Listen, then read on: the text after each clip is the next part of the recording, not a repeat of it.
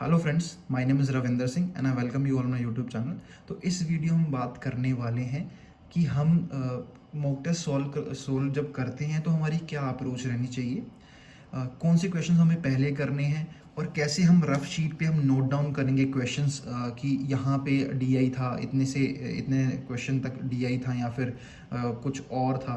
तो इस ढंग से हम सॉल्व करेंगे। तो मैंने IBPS PO प्रीलिम्स का मॉक टेस्ट ऑल बोर्ड का आपके सामने ओपन कर रखा है, आप देख सकते हैं। तो हम स्टार्ट करते हैं। फर्स्ट सेक्शन जो आएगा इंग्लिश का, है ना। फर्स्ट ऑफ ऑल मैं आपको ये बता दूं कि मैं लाइव मॉक टेस्ट सॉल्व नहीं करूंगा, सिर्फ आपको अप्रोच बताऊंगा कि मैं कैसे रफ शीट को पे यूज़ करता था, क्या लिखता था और कैसे मेरी मॉक टेस्ट में मैं अप्रोच रखता था, और जो रियल एग्जामिनेशन में भी अप्रोच मेरी सेम ही रहती थी। आप देख सकते हैं ये है कॉरेंट पैराग्राफ वाला, मतलब सेंटेंस रीअरेंजमेंट कह सकते हैं इसको। इंग्लिश में मेरी अप्रोच रहती थी कि मैं पहले मिसलीनियस क्वेश्चन सॉल्व करूँ, है ना। तो इसको मैं नोट डाउन नहीं करूँगा, इसको मैं सॉल्व करूँगा सीधे। For example question number first solve किया, सेकंड सॉल्व किया, थर्ड सॉल्व किया। उसके बाद मैं देख पा रहा हूँ कि फॉलोइंग पैसेज आ गया। पैसेज का क्या है, ये क्लोज टेस्ट है। तो क्लोज टेस्ट भी मैं उसी वक्त सॉल्व करूँगा, है ना। मिसलीनियस में ही मैं क्लोज टेस्ट को भी इंक्लूड करता हूँ। क्लोज टेस्ट भी मैं उसी वक्त सॉल्व करूँगा, इसको नोट डाउन नहीं करूँगा। जैसे आप देख पा रहे हैं कि सारे क्वेश्चंस मैंने सॉल्व कर लिए। सपोज कि 1 to 9 क्वेश्चन सॉल्व होंगे। अब आया है आरसी कितना है, इसमें लिखा सेट ऑफ 10 क्वेश्चंस।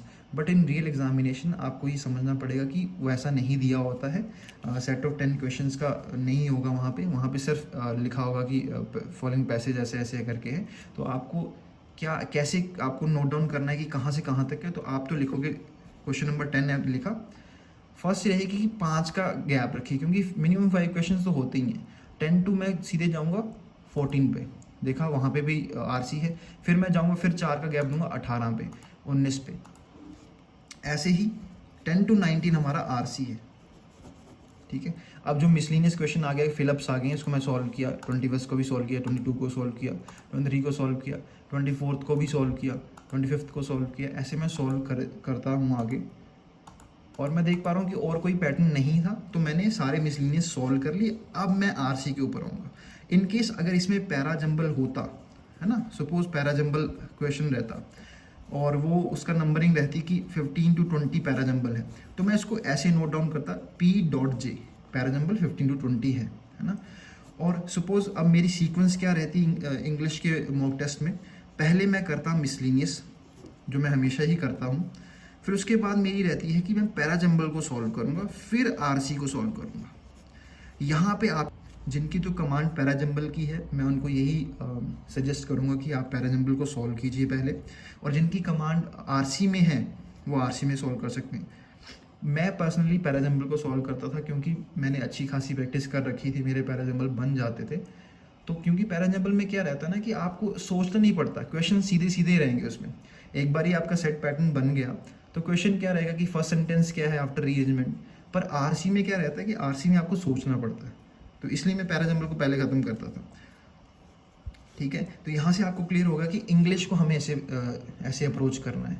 कई कैंडिडेट्स क्या करते हैं कि जो बिगिनर्स होते हैं, जो मॉक टेस्ट शुरू करते हैं देना, उनमें ये प्रॉब्लम रहती है कि जो क्वेश्चन पहले आया वो उसको सॉल्व करना शुरू कर देंगे। सपोज अगर यहाँ पे क्वेश्चन नंबर फर्स्ट पे, है ना, यहाँ पे तो अगर आप देख पा रहे हैं सेंटेंस रीअरेंजमेंट था, यहाँ आरसी होता तो आरसी को सॉल्व करना शुरू कर देते, जो कि रॉन्ग अप्रोच है। पहले आप दूसरे क्वेश्चंस को सॉल्व कर लीजिए, फिर आरसी पे आइए, ठीक है। अभी हम मूव करेंगे क्वांट्स पे। आपको लग रहा होगा कि यार ये तो नोट डाउन करना तो थोड़ा इतना क्या करना था दो चीज़ों को, पर आपको इसकी इंपॉर्टेंस अभी क्वांट्स में पता लगेगी। जब अर्थमेटिक क्वेश्चन बीच में होंगे, डीआई कहीं होगा, स्पीड मैथ के क्वेश्चन कहीं होंगे, तो उस चीज़ में आपको क्वांट्स जो नोट डाउन की वैल्यू होगी वो समझ आएगी। तो मैं नेक्स्ट सेक्शन कर दिया इसका। नेक्स्ट सेक्शन क्वांट्स का है। तो जैसे ही हमने देखा डीआई ओपन हुआ है, तो कई बच्चे क्या करेंगे कि फर्स्ट क्वेश्चन से शुरू कर देंगे, डीआई करना शुरू कर देंगे। मेरी अप्रोच वैसी नहीं थी। मैं इसको कैसे नोट डाउन करता हूँ वो आप देखिए। यहाँ पे लिखा है सेट ऑफ 5 क्वेश्चंस, पर सेट ऑफ 5 क्वेश्चंस वहाँ रियल एग्जाम में नहीं होगा। तो जितने क्वेश्चंस हैं वो कैसे पता चले, है ना। 1 2, तो हमारी क्या अप्रोच रहेगी यहाँ पे, मैं फर्स्ट 1 2 3 जाऊँगा, फिर 1 2 सीधे 3 to 5 जाऊँगा। देखा 5th के बाद क्वेश्चन चेंज हो गया, है ना। उसमें मैंने लिख दिया डीआई, ये मेरी डीआई थी 1 to 5। अब अर्थमेटिक को कैसे मैं मार्क करूँगा, अर्थमेटिक को करूँगा मार्क फॉर रिव्यू करके। 6th क्वेश्चन पर्पल कलर का हो गया तो हमें पता चल गया कि यहाँ पे जो है ये अर्थमेटिक है। इसके बाद आगे केसलेट, 4 क्वेश्चन है, सपोज हमें पता ही नहीं कि 4 क्वेश्चन है कि नहीं, तो जो मैंने आपको अप्रोच बताई थी 7 पे रखा हमने, और 7 से हम जाएंगे सीधे 3 बढ़ाएंगे 9 पे, 10 पे जैसे ही देखा 9 तक गए, जैसे ही हम आगे फिर 2 बढ़ाते हैं 11 पे गए क्वेश्चन चेंज हो गया, तो 10th पे हमारा रहा केसलेट। केस को ऐसे कर देंगे। अब इसको मार्क कैसे किया, 12th 11 12th हो गया अर्थमेटिक, वो पर्पल कलर से मार्क हो चुके हैं। अब ये एक और DI आई है 13 पे हमने लिख दिया ऐसे, 13 पे करके फिर अप्रोच यही रहेगी कि 15 पे जाएंगे, फिर 17 पे जाएंगे, जैसे ही 18 पे गए क्वेश्चन चेंज, 17 तक हमारा DI है। फिर 18th पे जो हमारा आया है वो है तुम्हारा सिंप्लीफिकेशन, है ना। तो मेरी अप्रोच क्वांट के प्री में यही रहती थी कि पहले इस क्वेश्चन को सॉल्व किया जाए, इन क्वेश्चंस को, स्पीड्स मैथ के जो क्वेश्चन होते हैं, स्पीड मैथ्स के क्वेश्चन, उनको सॉल्व किया जाए। अभी 18 क्वेश्चन आप देख पा रहे हैं, मैं इसको सॉल्व करूँगा, सेव नेक्स्ट, सॉल्व करते गए इसको। अब जैसे ही 22 तक सॉल्व हो गया, 23 आपका अर्थमेटिक बेस्ड क्वेश्चन है, उसको मार्क फॉर रिव्यू कर दिया। अब क्वाड्रेटिक इक्वेशन है, उसको भी क्वाड्रेटिक को भी सोल्व कर देंगे, ठीक है।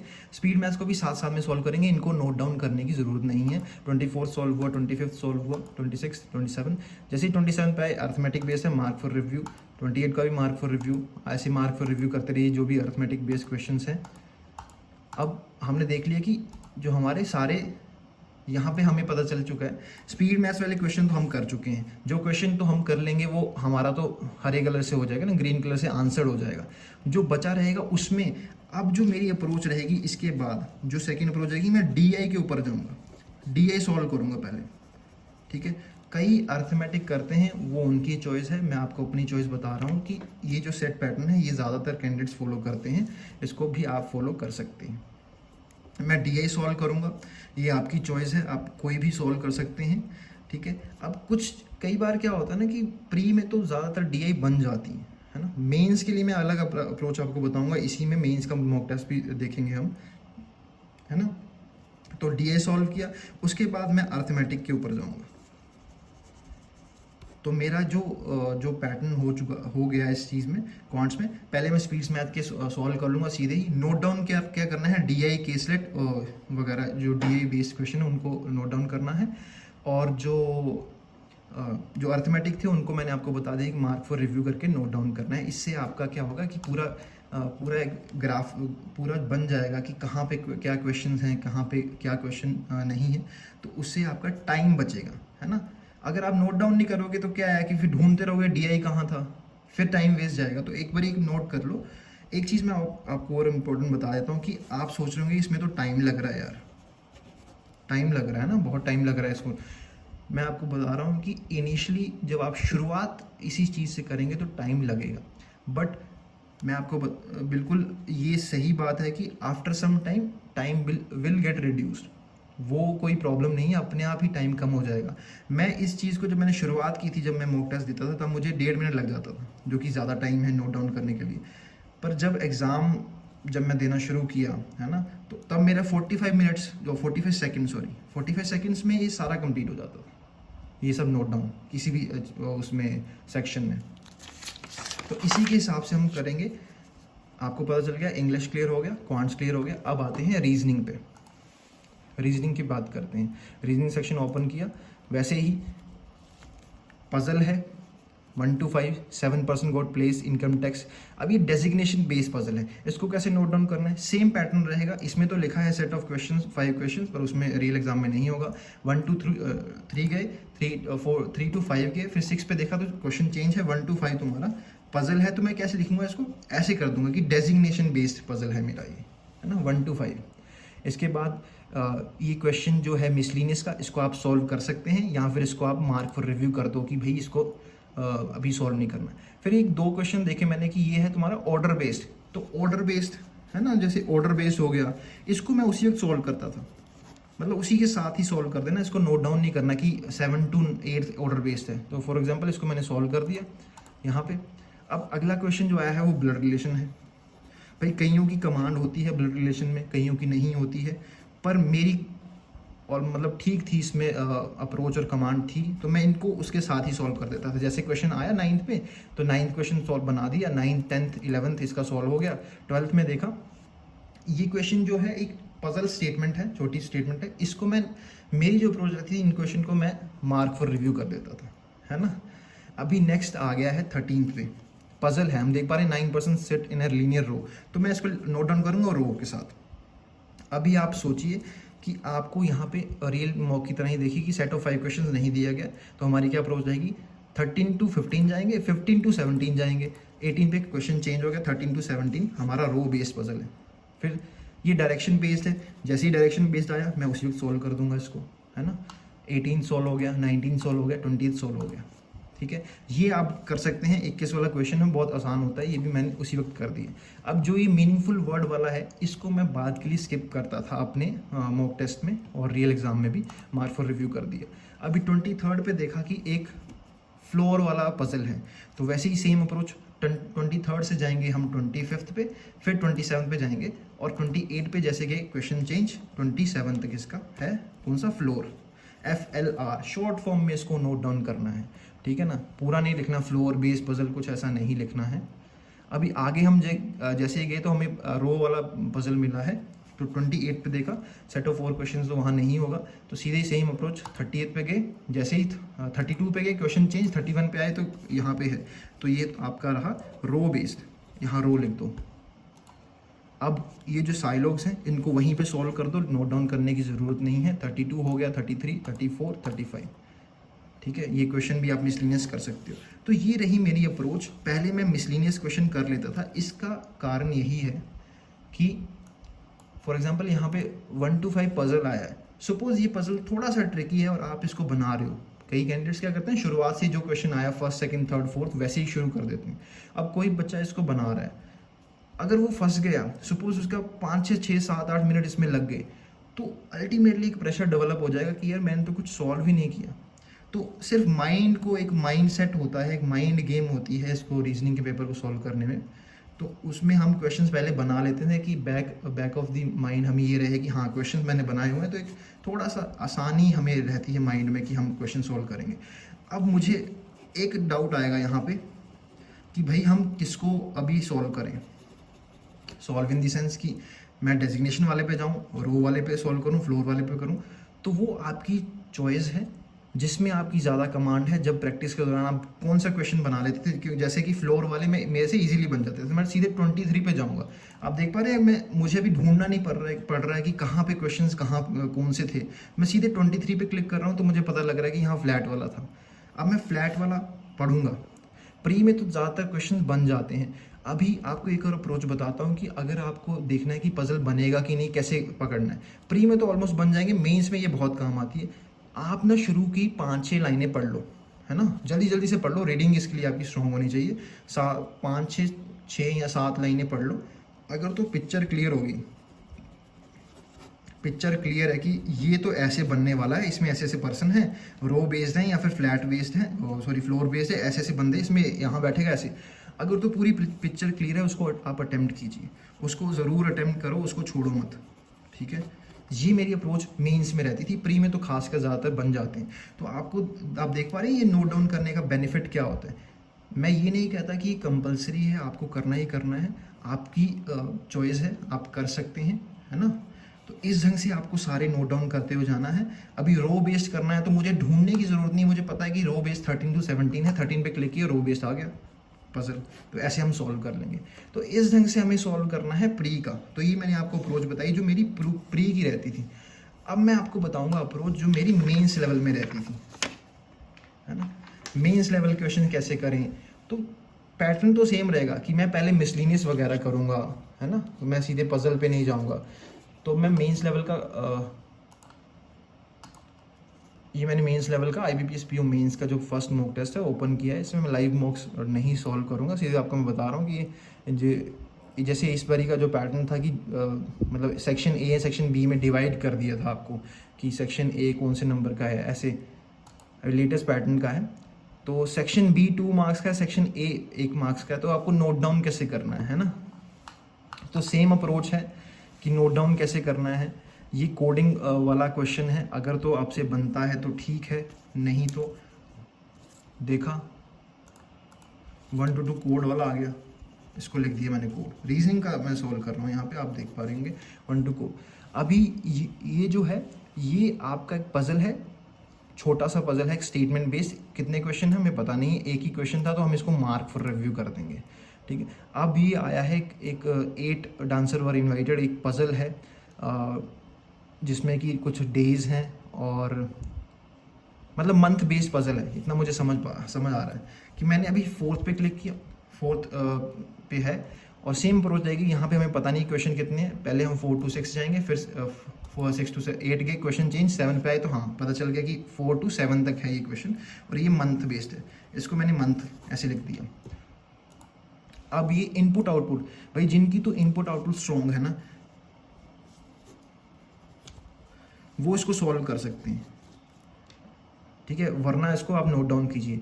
पर मैं आपको एक चीज़ बताता हूँ कि मेंस में मैं थोड़ा सा अलग फॉलो करता था। कैसे कि जैसे तो प्री में तो मैं पहले सॉल्व कर लेता था ना, कि सारे ही सॉल्व कर लिए जो सॉल्व हो रहे हैं जैसे मिसलिनियस वाले, और पजल को बाद में बनाऊंगा। पर इसमें मैं करता था पूरे नोट डाउन करता था पहले।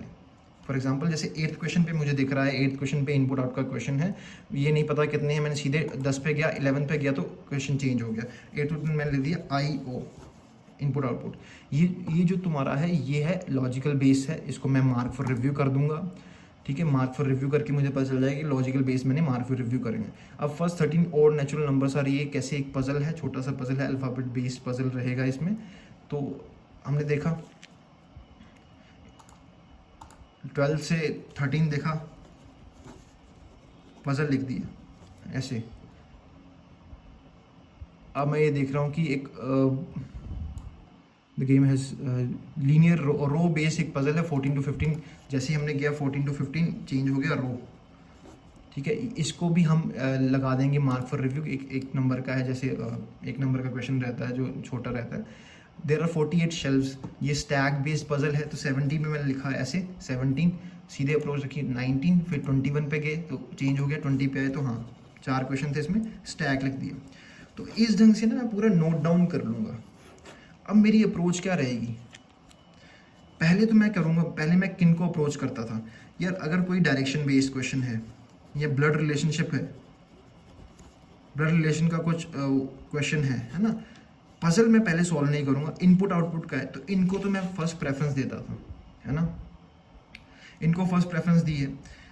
अभी जब ये सारे मिसलिनियस क्वेश्चन खत्म हो गए और लॉजिकल रीजनिंग को मैं बाद में छेड़ता था यार, लॉजिकल रीजनिंग को मैं पहले नहीं छेड़ता था, क्योंकि लॉजिकल रीजनिंग बहुत ट्रिकी रहती है, जिसको हम क्रिटिकल रीजनिंग भी कहते हैं, बहुत ट्रिकी रहती है, उसमें गलती होने के चांसेस बहुत होते हैं, उसको ध्यान से पढ़ना होता है। अगर आप 101% श्योर हैं कि भाई ये आंसर है तो then go for it, otherwise skip it. मैंने स्किप बहुत ज़्यादा क्वेश्चंस की, बहुत मतलब इक्का दुक्का क्वेश्चंस ही करे थे मैंने क्रिटिकल रीजनिंग के, क्योंकि रिस्क बहुत हाई होता है उसमें, तो रिस्क इतना ज़्यादा लेना नहीं है मेंस में, ठीक है। ये वाले क्वेश्चन हो गए। अब जैसे सपोज सारे ऐसे क्वेश्चंस खत्म हो गए, आपने कर लिए, तो आपके जो पजल बचे हैं, तो मैंने अभी 4th क्वेश्चन देखा, जो मैंने अप्रोच आपको बताई थी कि 8 dancers were invited as a guest in a dance school on different dates of same year. The number of days between dates on which any two consecutive guests were invited is more than 5 days but less than 9 days. आपको सिर्फ puzzle पढ़ना है। यहाँ पे आपका एक doubt clear होगा कि यार मेरा जो कई बार मैं क्वेश्चन पढ़ता हूँ पर होता नहीं है मेरे से, है ना, सॉल्व नहीं कर पाता हूँ, तो आपको सिर्फ पजल यहाँ पढ़ना है, देखना है कि अगर तो पिक्चर क्लियर हो रही है कि यार हाँ ऐसे ऐसे बन सकता है। प्रैक्टिस अगर आप अच्छी कर पाते हैं, अच्छी कही होती है, तो आपके दिमाग में पिक्चर क्लियर हो जाती है। तो गो फॉर इट, अटेम्प्ट करो। मेंस में कई बार टाइम लगता है, पजल्स में टाइम लगता है, उसको आपने क्या करना है, उसको अटेम्प्ट करना ही करना है ना। अभी ये तो सेक्शन ए था, सेक्शन बी में कितने क्वेश्चंस होंगे, 31 से लेके 45 तक सेक्शन बी है। इसमें भी वैसे ही आपको नोट डाउन करना है कि 2-2 नंबर है। तो आपकी अप्रोच है अब किस पे आप करना चाहते हो। मेरी अप्रोच तो रहती थी कि फर्स्ट मिसलिनियस सॉल्व कर लो, फिर पजल के ऊपर जाओ, जो पजल बन जाता है दैट इज़ गुड, आराम से उसको सॉल्व करो, पढ़ लो पजल को, 4-5 लाइन पढ़ लो, पिक्चर क्लियर हो जाती है, उसको अटेम्प्ट ज़रूर करो।